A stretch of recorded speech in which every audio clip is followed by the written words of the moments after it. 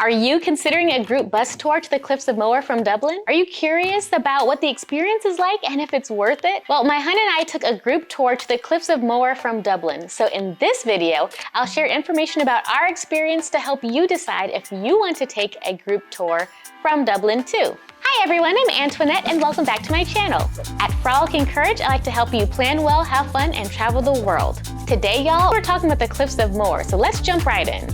What are the Cliffs of Moher, and why are the Cliffs of Moher so famous? The Cliffs of Moher are stunning sea cliffs overlooking the Atlantic Ocean. They stretch about 9 miles wide along the coast of County Clare and 702 feet tall above sea level at the highest point, which is just north of O'Brien's Tower.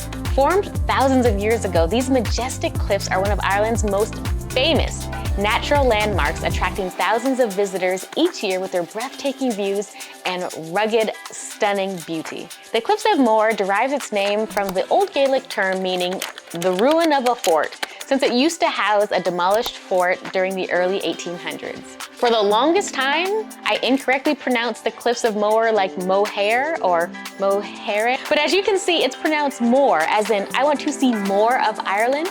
It is pronounced the Cliffs of Moher. Where are the Cliffs of Moher located, and how far are the Cliffs of Moher from Dublin? The Cliffs of Moher are located on the west coast of Ireland, 175 miles from Dublin. If you're considering a bus tour from Dublin, it will take about 3 hours, 10 minutes roughly. As you can see, it's on the complete opposite side of the entire country. When is the best time to visit the Cliffs of Moher on a bus tour from Dublin, and how long should visitors spend at the Cliffs of Moher? I think the best time to visit is at sunrise and sunset in the morning. Book a visit between 8 and 11 a.m. or evening between 4 to 9 p.m. The earlier the better and the less crowds you'll see. Summer is the best time to go to the cliffs because the sky has a higher chance of being clear, but this is also the peak time, and especially between 11 a.m. and 4 p.m. There may be less crowds in the spring and fall, and we visited during the spring in mid-March. 2 to 3 hours is more than enough to see the cliffs, but you can stay longer if you want.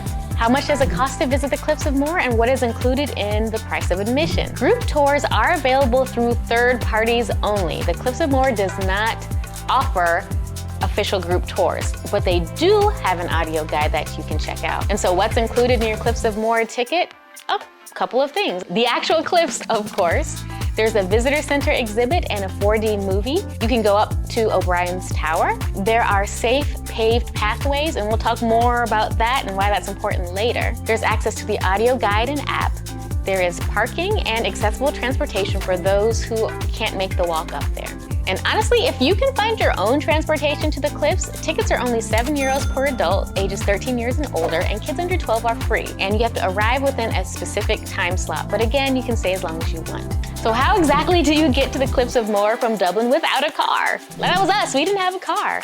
And so outside of renting a car and driving yourself, you can reach the cliffs through a group tour or bus coach transport, a boat tour once you arrive, a rail connection to Ennis via Limerick and then catch a bus, a small group tour, or a private guided tour. If you're looking at a group tour from Dublin, depending on the tour, you may have other stops that could affect the price. We went on the Cliffs of Moher tour, including Wild Atlantic Way and a Galway City lunch from Dublin. This starts at around $85 and we highly recommend it. It has over 12,000 positive reviews, and the link to that will be in the description box below.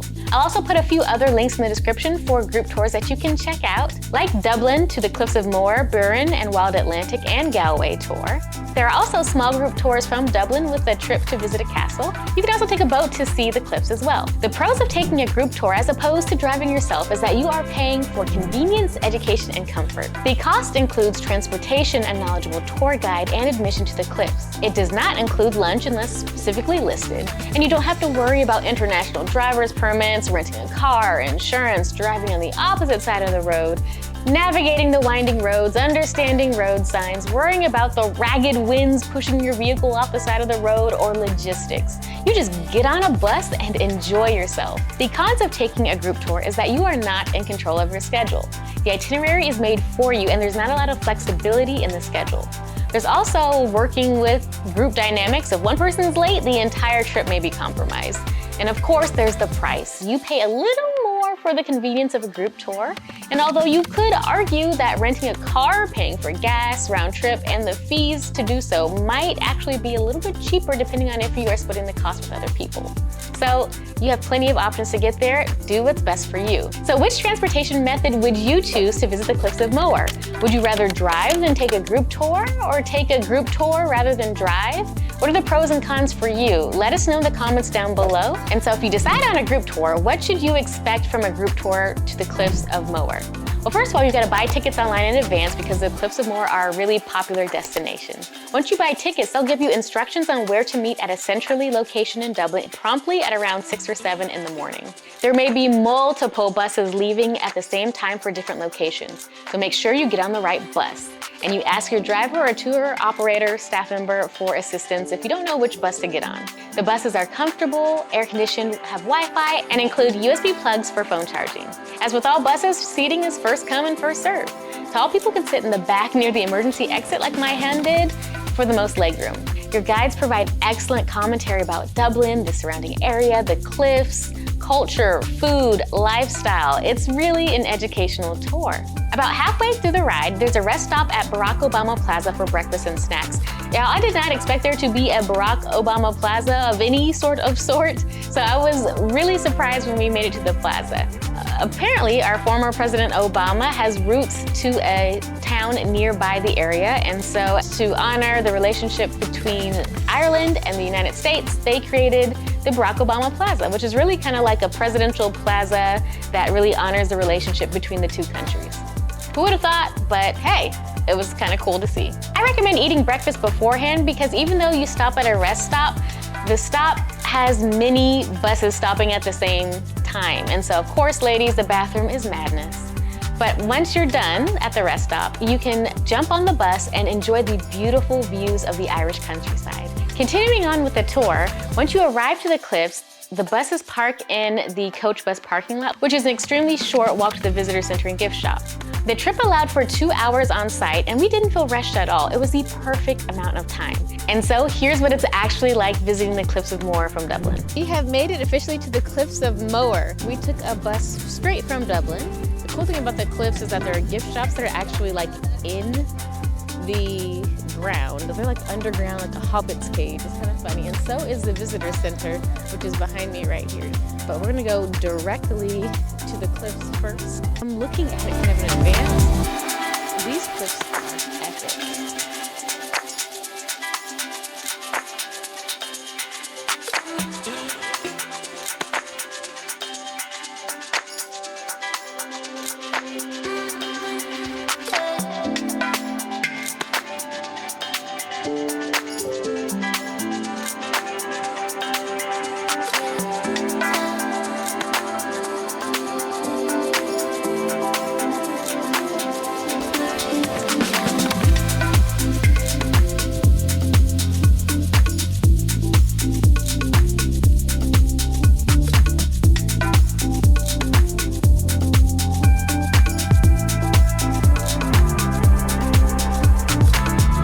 Afterwards, we drove along the Atlantic Way to view the sights, and we stopped to explore Galway and enjoy a delicious lunch.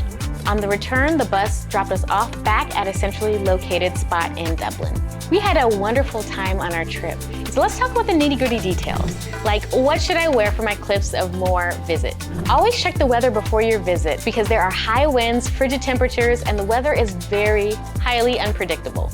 I suggest wearing warm weather clothes like hats, scarves, gloves, jeans, or waterproof pants or a waterproof jacket. Wear shoes that are suitable for walking up paved hills, and do not wear anything loose because it will blow off in the wind. I saw little kids' little mittens just flying off in the wind. And so what should you bring to the Cliffs of Moher? As close to nothing as possible, honestly. Bring your camera or a phone for photos, but do not bring an umbrella because the wind will rip it apart. If you've ever seen the wind like invert an umbrella and have it just fly away, that's pretty much what'll happen at the Cliffs of Moher. If you're into bird watching, you can bring binoculars. There are restrooms, a coffee, and souvenir shops on site. And so how should I structure my visit to get the most of the experience since there's only 2 hours to visit? Well, upon arrival, you'll notice the pathway split. So walk immediately to the right to view the cliffs. That's the best view. You can visit O'Brien's Tower for a different perspective. It's tall, it's narrow, and kind of cramped up there, and it's not really necessary, but if you want a different perspective, might as well while you're there. Once you're done visiting the right-hand side, move to the left-hand side, where it's a little bit wilder, let's say. There are lots of local farmers who own land along the Cliffs of Moher, and many of them have herds of cows and sheep grazing by the cliffs, so you might smell them before you see them.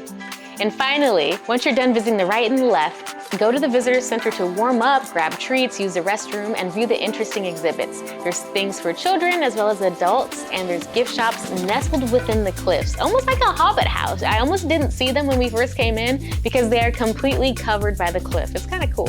There are also other tips to help you with your visit. Like if you're taking photos on an iPhone, turn on cinematic mode for some really awesome, beautiful, high-quality shots. Like I mentioned before, the weather is unpredictable, and when the sky's open, you go run to see the cliffs. There are no refunds if it's cloudy outside if you do a group tour, so choose your date and time accordingly. With the options I listed in the description box down below, they all have flexible cancellation policies that will allow you to cancel your tour 24 hours in advance to give you a little bit of peace of mind. And watch the wind, y'all. It is strong and it will blow everything away. Do not get lost when I say this, y'all. Take it into consideration. The wind is really, really strong. And little did I know, there were actually a lot of birds on site. You can't feed them, but they are fun to look at. Puffins even arrive at the cliffs from late March to mid-July, with May and June being the best months to see them. As beautiful as the cliffs are, they can be deadly. So as a warning, don't jump the fence. There have been deaths in recent times, with the latest death being about a month or two ago. So make sure you really watch your kids and see where they're going under, where they're trying to go over, and really watch yourselves, because if you try to step on the grass, even though it looks soft and beautiful, with strong winds, you might fall and unalive yourself. Don't do that. Be safe, y'all. And are the Cliffs of Moher a hard walk? No, not at all, not really. The Cliffs of Moher site is paved and is a relatively easy walk. However, the stairs and incline might be difficult for people with mobility challenges, but thankfully, accessible transportation is free and readily available for those who can't make the walk. Just ask the attendants to take you on the golf carts, or you can borrow a wheelchair from the visitor center at a first come, first served basis. They're standing outside, ready to help you if you need it. And so, I mentioned the Cliffs of Moher are popular, and was Harry Potter filmed at the Cliffs of Moher? And yes, Harry Potter and the Half-Blood Prince was filmed at the Cliffs of Moher, as well as The Princess Bride and Leap Year. And one thing about taking a group tour from Dublin is you may make friends. Afterwards, participants on our tour went to a pub to hang out and drink and just enjoy the rest of their time in Dublin. So ultimately, is it even worth it to see the Cliffs of Moher? And I think so. At first, I questioned whether or not I wanted to spend all those hours on a bus, driving just to see rocks on a cliff, but the views were stunning. There's nothing like being outside in nature, looking at these beautiful natural formations. I mean, you've got the waves there crashing below, and I felt like I was on an episode of Poldark. I know Poldark is technically Cornwall, but let me have my Poldark moment. As I was looking out of the ledge at the cliffs and the waves, I just heard this little Poldark violin playing in my ear, the hair in my wind whipping in slow motion. It was a moment, and it was so peaceful and so quiet and just so beautiful. And to keep it 100, I usually don't like and don't book big group tours because I feel like I'm herded like a cow and I'm shoved into cramped spaces with people. And this is why I like to book small group tours. But I have to say this experience was nice, and I do recommend it for the convenience. One of my concerns also was not being able to properly see the cliffs due to the crowds, but to my amazement, even though there were 6 tour buses there, I never felt crowded because the cliffs are so huge. I mean, some people wanted to visit the visitor center first, others didn't, so they went to the right, others went to the left, and so everybody was spread out, so we all got to see the cliffs and beautiful views of the cliffs too. In addition to seeing the Cliffs of Moher without a car, if you're looking for ways to get around Dublin without a car, check out my How to Get Around Dublin on a Budget video, where I give you everything you need to know about tickets, prices, and so much more. If you found this video helpful, please give it a thumbs up. If you have any questions, please let me know in the comments down below. Thank you so much for watching, and I'll catch you in the next video. Bye!